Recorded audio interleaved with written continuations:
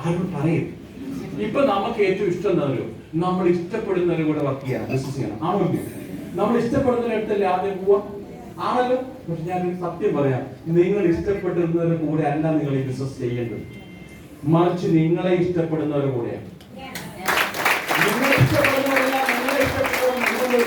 നിങ്ങളെ ഇഷ്ടപ്പെട്ടവരുടെ കൂടെ പോയാൽ നിങ്ങൾ പറയുന്നത് അവർ നിങ്ങളോടൊപ്പം ചങ്കായിട്ട് നിൽക്കുകയും നമ്മൾ എല്ലാവരും ഒന്നിച്ച് വിജയിക്കുകയും ചെയ്യും.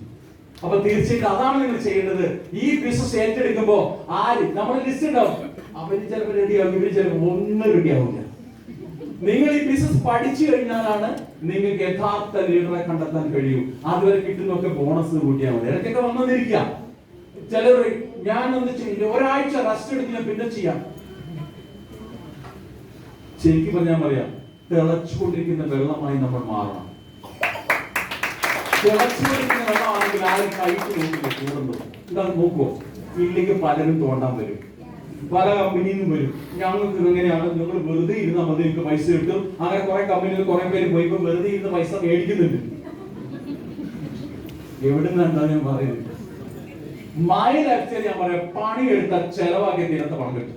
ഒരുപാട് ഇതൊന്നും പോരാണെങ്കിൽ കിട്ടുന്നു. പക്ഷെ പല ലീഡേഴ്സും ഇയറിലേക്ക് പറഞ്ഞ ആദ്യം കത്തിയില്ല. ശരിയാണല്ലോ?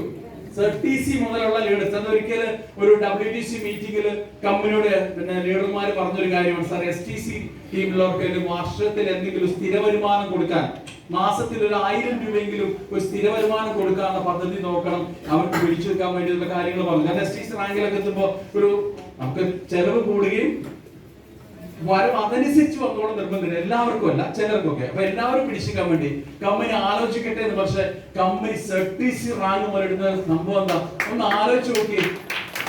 ഞാൻ പറയാം, ഈ പറയുന്ന ലീഡർ മിനിമം ഇതിനു വേണ്ടി ചെയ്യരുത്. നമ്മൾ ലക്ഷ്യസ്ഥാനത്തിലല്ലേ. ഞാൻ പറയാം, ഈ പറയുന്ന ഏറ്റവും എളുപ്പമാർഗം ഏത്? ZTC മുതലുള്ള ലീഡേഴ്സിനോടാണ് ഇത്. നിങ്ങൾ വാക്കുകളിൽ വേറെ ZTC ആകാൻ നോക്കി പോകുക, അല്ല വേറെ ഒന്നും മറുപടി വെള്ളം ചേർക്കാൻ പറ്റില്ല കമ്പനിയില്ല. അപ്പൊ ചെയ്യേണ്ട കാര്യമാണ് ഈ നമ്മുടെ ടീം ഡെവലപ്മെന്റ് ഫണ്ടുള്ള TDF. ഈ TDF കിട്ടിയാൽ ഞാൻ അതിന്റെ കാറിന്റെ ഡൗൺ പേയ്മെന്റ് അടയ്ക്കാൻ ഉള്ള കാര്യമായിട്ട് തീരുമാനിച്ചാൽ, അപ്പൊ ഏത് കാർ എടുക്കാൻ തീരുമാനിക്കണം. അപ്പൊ എത്ര രൂപ വേണം? ആ രൂപയ്ക്കുള്ള TDF നിങ്ങൾ നോക്കിക്കോളൂ. നിങ്ങൾ കിട്ടിയ പൈസ മുഴുവൻ ചെലവാക്കിയാലും കമ്പനി എന്ത് തരും?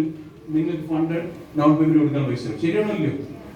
ഇപ്പൊ നമ്മുടെ തന്നെ അറിവിൽ, ഇവിടെ എന്റെ അറിവിൽ കിട്ടിയതാണ് 4,80,000 രൂപ വരെ TDF ഫണ്ട് വാങ്ങിച്ച ആളുണ്ട്. ഇല്ല, അതിനൊക്കെ കൂടുതൽ മേടിച്ചിട്ടുണ്ടാവാം. പക്ഷെ ഒരു കാര്യം ഉറപ്പിച്ചു പറയാം, അടുത്ത TDF കട്ട് ഓഫില് 10 ലക്ഷം മേടിച്ചിട്ടുണ്ടാവും. കാരണം ഇപ്പോഴാണ് കാര്യം മനസ്സിലായത്. ഒരാൾക്ക് കിട്ടി കഴിയുമ്പോൾ കാര്യം മനസ്സിലാവുന്നത്. അവിടെ എല്ലാവരും ശ്രദ്ധിക്കുന്ന പോയിന്റ്, ഈ ബിസിനസ് എന്റേതാണ് എന്ന് ചിന്തിക്കുക. ഒരാൾ കളിയാക്കുമ്പോൾ നമ്മൾ ചിന്തിക്കണം, അയാളോട് നോക്കിയിട്ട് കാര്യമില്ല, അയാൾക്കത് അറിയില്ലാത്ത കാര്യങ്ങൾ പറഞ്ഞ് നമ്മൾ മനസ്സിലാവേണ്ട ആവശ്യമില്ലല്ലോ. ശരിയല്ലേ സാറേ? ശരിയല്ലേ? നമ്മളോടൊരു കാര്യം പറയുമ്പോൾ, നമ്മളൊരാളോട് കാര്യം ചോദിക്കുമ്പോൾ ചോദിക്കുന്ന വിഷയത്തിൽ അയാൾക്ക് എന്ത് അറിവുണ്ട് എന്നുള്ളതാണ് അറിയേണ്ടത്. പരാജയപ്പെട്ടവൻ ഒരിക്കലും പരാജയ കാരണം വരില്ല, മറ്റു കുറ്റങ്ങളെ പറയൂ. വിജയിച്ചവൻ ഒരിക്കലും വേറൊന്നും പറയാല്ല, പണിയെടുക്കാനേ പറയൂ.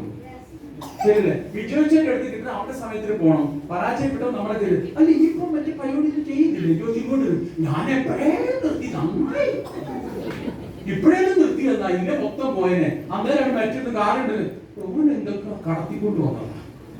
മനസ്സിലായില്ലേ? അപ്പൊ കുറ്റങ്ങൾ കണ്ടുപിടിക്കാനല്ല, മനസ്സിലാക്കേണ്ടത് നിങ്ങൾ നിങ്ങളുടെ കുറവുകളെ കുറിച്ചാണ് നോക്കുന്നതെങ്കിൽ നിങ്ങൾ അത് തന്നെ കാണൂ, വേറെ ഒന്നും കാണില്ല. നിങ്ങളുടെ കഴിവ് നിങ്ങൾ കാണാതെ പോകും. ഒരു ഉദാഹരണം പറഞ്ഞോട് അതിന്റെ വിഷയമാണ്, സമയം അനുഗ്രഹിക്കുന്നില്ല. എനിക്ക് വയനാട്ടിൽ നിങ്ങൾക്ക് പോകാനിരിക്കുകയും ചെയ്യും, അതുകൊണ്ടാണ്. എന്നാലും ഉദാഹരണം പറയാം. നമ്മളെല്ലാവരും ശ്രദ്ധിക്കണേ, ഈ കേരളത്തിൽ എല്ലാവരും ചോറ് കഴിക്കുന്നവരാണ് അല്ലേ? അപ്പൊ അരി എടുത്ത് പാടാൻ എന്താ ചെയ്യാം? കഴിക്കുന്നതിന് മുമ്പ് കറുത്ത അരി നെല്ലും പറക്കുന്ന ഒരു സ്വഭാവം എല്ലാവരും മുളത്തിൽ അവിടെ നോക്കൂലേ? കറുത്ത അരി നെല്ലും പറക്കാത്ത ഒരു സ്ത്രീ ഉണ്ടാവില്ല. ആണല്ലേ? പുരുഷന്മാരായാലും പറഞ്ഞു. ശരിയല്ലേ?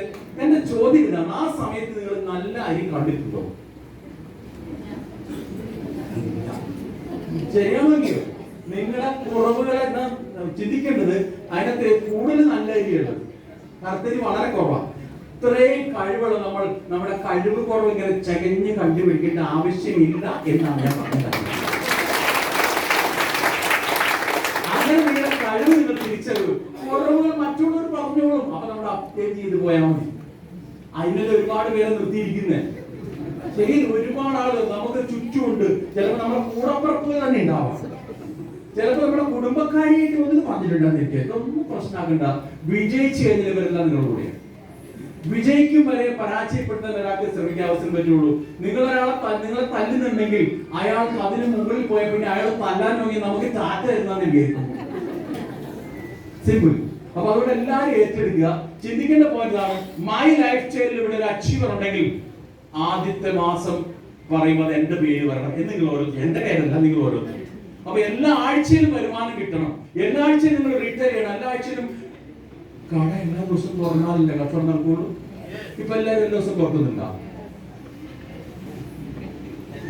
ചിലര് 2 ഷർട്ട് ഇട്ടൊക്കെയാ കൂട്ടുന്നത്.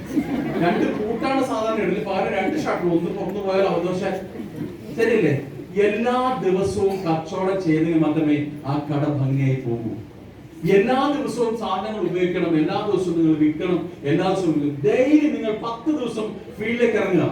10 ദിവസം ഞാൻ ഈ ബിസിനസ്സിലേക്ക് ആളുകളോട് സംസാരിക്കുകയാണ്. ബിസിനസിനെ കുറിച്ച് ഞാൻ ആരെയും കൂട്ടുന്നില്ല, ആര് വന്നാലും ഞാൻ കൂട്ടുന്നില്ല. അങ്ങനെ ഇറങ്ങി നിങ്ങൾക്ക് ആളുകളെണ്ണം കൂടുതൽ. നിങ്ങൾ കൂട്ടാൻ വേണ്ടി പോകുമ്പോഴേ പ്രശ്നം. നിങ്ങൾക്ക് വേണ്ടാന്ന് തോന്നിയാൽ സിനിമയിലില്ലേ ശ്രീനിവാസനോ ആരുണ്ട്, അസുഖമാണ്, പിന്നെ മരിച്ചു പോയാൽ ഇൻഷുറൻസ് കിട്ടുമെന്ന് പറഞ്ഞ് നടത്തുന്നില്ലേ. അവസാനം അസുഖം ഇല്ലാന്ന് പറയുമ്പോൾ പിന്നെ ഒരു പേടി. ശരിയല്ലേ? എന്ന് പറഞ്ഞവരാണ് പരാജയപ്പെട്ടു പോകുമോ എന്നുള്ള ഭയമാണ് വിജയിക്കാതിരിക്കാനുള്ള നിങ്ങളുടെ പ്രവർത്തനത്തെ മാറ്റം. പരാജയപ്പെട്ടു പോകുന്നു. പരാജയത്തിന് എന്തിനു ഭയക്കണം? പരാജയത്തിൽ നിന്ന് മാത്രമേ വിജയത്തിലേക്കുള്ള വഴി നമുക്ക് തുറക്കാൻ പറ്റൂ.